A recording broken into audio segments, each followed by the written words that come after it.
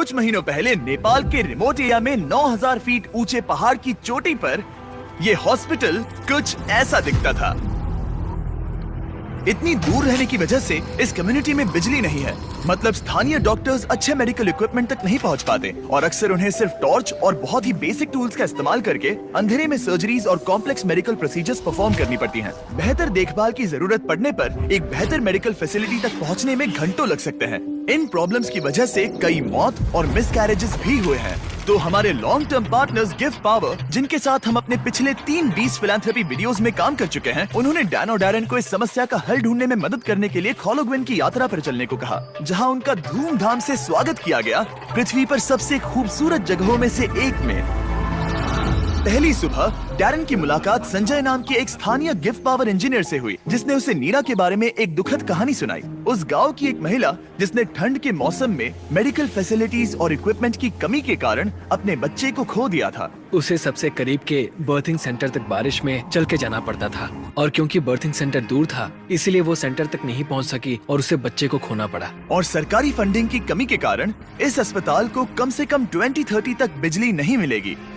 अगर अस्पताल अच्छी बर्थिंग फैसिलिटी के साथ चालू होता तो फिर मामला पूरी तरह से अलग होता। डैरेन जानते थे कि हमें जल्दी कुछ करना होगा ताकि ऐसा दोबारा ना हो, तो वो मेलिसा से भी मिले, ग्रीन प्रोग्राम की फाउंडर, जो इस विशाल प्रोजेक्ट को पूरा करने में मदद करने के लिए ढेर सारे स्टूडेंट्स और वॉलंटियर्स को लेकर आई।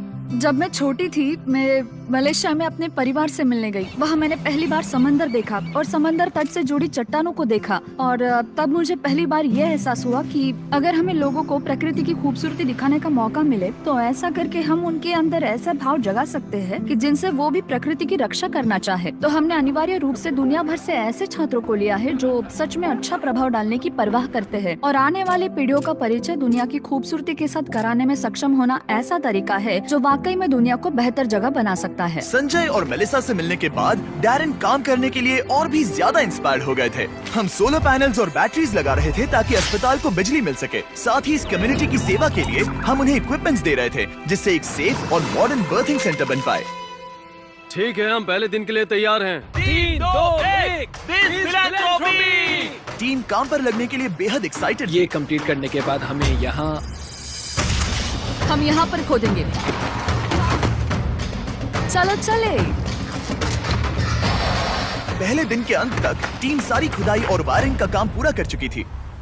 Your future? लेकिन इस गांव के लोगों के बारे में कुछ तो बात है। उनकी प्रामाणिकता, उनके दोस्तानेपन और उनके खुलेपन ने मुझे कुछ ही दिनों में ऐसा एहसास करवाया जैसे मैं उनके परिवार का ही हिस्सा हूँ। जैसे ही हम इस घर की ओर बढ़े, कोई अंदर भागा और उसने आग जलाई और वहाँ से धुआं निकल रहा था। हमें नहीं पता कि क्या हो रहा है, लेकिन वो हमारे लिए चाय बना रहा था। ये अदरक वाली हिमालयन काली चाय है और मैंने अपनी पूरी जिंदगी में इससे बढ़िया चाय कभी नहीं पी। यही यहाँ की संस्कृति है। ये लोग वाकई में बहुत काइंड और वेलकमिंग है और हम जहाँ भी जाए वो हमारा ख्याल रखना चाहते हैं। उन्होंने हमारे लिए अपने घरों के दरवाजे खुले रखे हैं। इन्होंने हमें रहने के लिए एक कमरा दिया ताकि डैन और मैं यहाँ आराम कर सकें। लेकिन कंस्ट्रक्शन शुरू होने के कुछ ही समय बाद डैन बीमार महसूस करने लगे। मुझे बहुत ज्यादा बीमार महसूस हो रहा है तो मैं पास ही के अस्पताल में चेकअप करवाने जा रहा हूँ। इसका मतलब वो खुद ही एक्सपीरियंस कर पाएंगे कि इलाज करवाने के लिए इतनी दूर जाना कितना मुश्किल होता है।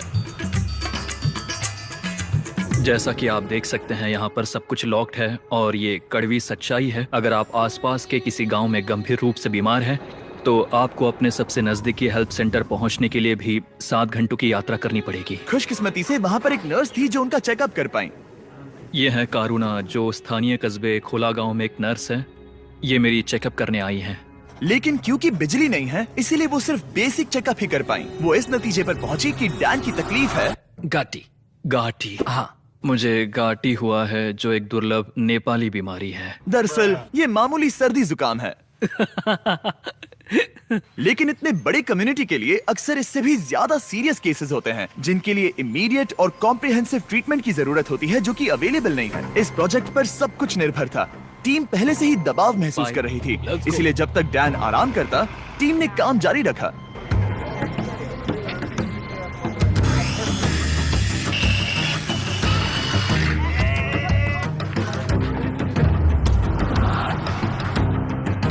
अब जब सपोर्टिंग स्ट्रक्चर तैयार हो गया था, हमने सोलर पैनल्स लगाने शुरू कर दिए थे। संभल के, हाँ, आराम से। टीम की कड़ी मेहनत के कारण हम स्केड्यूल के आगे थे, तो डैरन ने संजय के बारे में और जानने के लिए समय निकाला। जब मैं ऊपरी हिमालय में काम कर रहा था और उपकरणों की मरम्मत कर रहा था, तो हमें पता चला कि इस गांव में बिल्कुल भी बिजली नहीं है। और जब हम यहाँ पहुँचे तो मैंने देखा कि एक बच्चा सोया था और वहाँ एक लकड़ी के बॉक्स में आग लगाई गई थी। और मेरे दिमाग में अचानक आया कि इस तरह के उपकरण हम भी बना सकते हैं।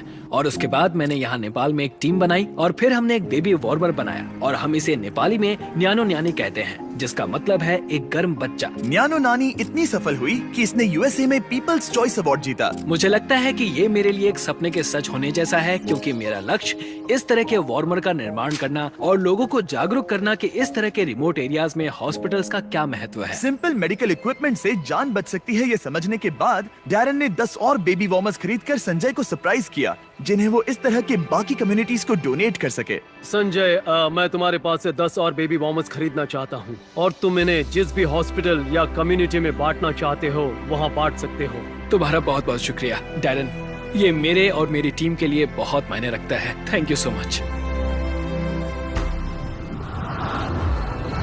सिर्फ एक दिन बचा था, हम कंस्ट्रक्शन पूरा करने के बहुत करीब थे और पूरी टीम आखिरी सोलर पैनल पर साइन करने के लिए एक साथ आई।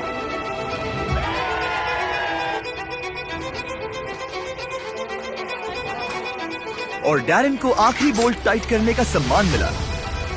हमने मिलकर बिना बिजली वाली इस टूटी हुई बिल्डिंग को पूरी तरह से एक अस्पताल में बदल दिया, जो इस कम्युनिटी के 16,000 से अधिक लोगों की सेवा करेगा। मैं इस बात का बहुत आभारी हूँ कि हम यहाँ आ पाए और उन्हें एक उपहार दे पाए जो इन लोगों के लिए और आने वाली इनकी पीढ़ियों के लिए एक सार्थक बदलाव लाएगा। अब रात होने के करीब है और समुदाय को सरप्राइज करने का समय आ गया है। मुझसे और इंतजार नहीं हो रहा।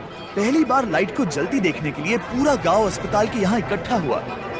सब लोग तैयार हैं? 3, 2, 1।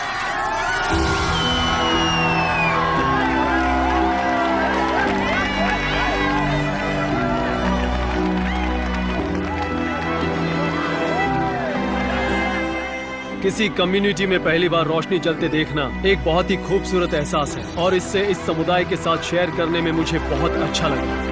अगली सुबह संजय ने नीरा को वापस अस्पताल बुलाया ताकि वो उसे अपने बेबी वार्मर्स के साथ सभी नए इक्विपमेंट्स भी दिखा सके। आज उसके अंदर एक उम्मीद जागेगी कि जिस दौर से वो गुजरी उससे किसी और को कभी गुजरना नहीं पड़ेगा। वो इस बर्थिंग फैसिलिटी के लिए बहुत खुश है। आखिरी सरप्राइज से पहले मैं इस वीडियो के स्पॉन्सर्स को थैंक यू कहना चाहता हूँ।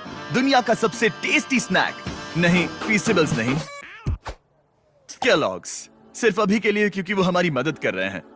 आज से 31 जून 2024 तक केलॉग्स माइनक्राफ्ट के साथ मिलकर आपको इस तरह के exclusive character creator items free में दे रहे हैं, जैसे कि एक कैमल हैट, एक एक्सोलॉटल हैट और एक cherry blossom dress. In game इस्तेमाल करने के लिए केलॉग्स सीरियल के स्पेशली मार्क्ड बॉक्सेस को खरीदने पर, जैसे कि ये Kellogg's Froot Loops, Frosted Flakes, Apple Jacks और कॉर्न पॉप्स। गोल है तीनों कैरेक्टर क्रिएटर आइटम्स को जमा करना, और इस सब के साथ साथ माइनक्राफ्ट और केलॉग्स ने आर्बर डे फाउंडेशन के साथ पार्टनरशिप की है। आर्बर डे वही फाउंडेशन है जिसकी मदद से हम टीम ट्रीज बना सके, और वो यूएसए में जरूरत के कारण 2.5 लाख पेड़ लगा रहे हैं। ये कमाल की बात है। और जानने के लिए डिस्क्रिप्शन में दिए गए लिंक पर क्लिक कीजिए, सारे टर्म्स और कंडीशंस देख लेना। ओके फीस्टेबल्स, इसके लिए माफी चाहता हूँ, लेकिन लोगों की मदद के लिए करना पड़ता है। थैंक यू केलॉग्स वीडियो को स्पॉन्सर करने के लिए। अब वीडियो कंटिन्यू करते हैं। संजय से बात करने पर हमें पता चला कि भले ही वो नेपाल से हैं, लेकिन वो कभी एवरेस्ट पर नहीं गया, और इस विशाल पर्वत को देखना हमेशा से उसका सपना रहा है। इसीलिए आखिरी सुबह हमने उसे एक सुनहरे मौके के साथ सरप्राइज करने का फैसला किया। हम एवरेस्ट के इतने करीब आए हैं तो वहाँ जाना तो बनता ही है। हम संजय को एवरेस्ट पर वहाँ तक ले गए जहाँ तक हेलीकॉप्टर हमें ले जा सकता है। हवा की कमी के कारण डैरन, डैन और संजय वहाँ सिर्फ 2 मिनट ही बिता सके, क्योंकि उसके बाद उन्हें ऑक्सीजन की कमी से हाइपोक्सिया हो सकता था। डैरन और मैं आज तक कभी एक साथ इतनी ऊंचाई पर नहीं आए हैं। मुझे तो यकीन ही नहीं हो रहा। एवरेस्ट को देखकर संजय भावुक होकर अपने घुटनों पर आ गया। मैं बहुत खुश हूँ। यहाँ आना मेरे लिए एक सपने की तरह था। और एक बार फिर से मैं हमारे पार्टनर्स गिव पावर और ग्रीन प्रोग्राम को ये सब के लिए शुक्रिया करना चाहूंगा। ऑब्वियसली ये प्रोजेक्ट बनाने में बहुत मेहनत लगी, तो अगर आपको इसके बारे में और जानना है तो डैन ने इसका बिहाइंड द सीन्स वीडियो बनाया है, जिसका लिंक डिस्क्रिप्शन में मिल जाएगा। 20 फिलैंथ्रोपी शूट्स पर पर्दे के पीछे ये सब होता है। मजे करो। इसे ऐसे क्लैप करो, समझे? मैंने देखा है कि आप वीडियो खत्म होने से पहले ही चले जाते हो, तो इस बार बैकग्राउंड में कैट वीडियो चलेगा। ताकि मैं बोलता रहूं और आप बस सुनते रहे। इस वीडियो से आने वाला एड रेवेन्यू और जनरल रेवेन्यू दोनों का 100% बीस फिलैंथ्रोपी को जाता है। तो इस वीडियो को देखने से ही आप लोगों की मदद कर रहे हैं। प्लीज जाकर और वीडियोस देखो और अभी के अभी सब्सक्राइब करो, या तुम्हें लोगों की मदद नहीं करनी।